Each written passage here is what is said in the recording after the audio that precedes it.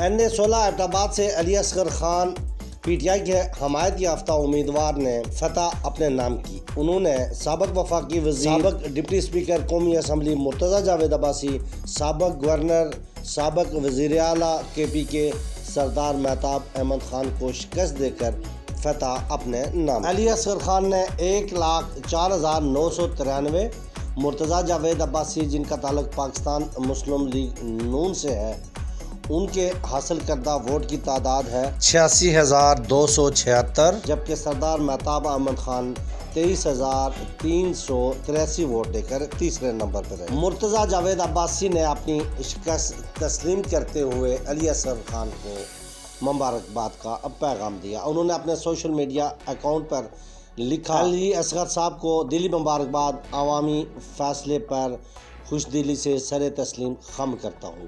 میں آپ سب کا انتہائی شکر گزار ہوں جنہوں نے ووٹ دیا اور مجھے مکمل سپورٹ کیا۔ ہم سب نے مل کر ایک بہترین مقابلہ کیا جس پر میں آپ سب کا بہت شکر گزار ہوں۔ آپ کی محبتوں کا شکریہ۔ انہوں نے مزید لکھا کہ ہار جیت کھیل کا حصہ ہے، اللہ پاک سب کا حامی و ناصر ہو، اللہ کریم آنے والے پارلیمان کو متحد ہو کر قومی بحرانوں پر قابو پانے کی توفیق و تقویت عطا فرمائے۔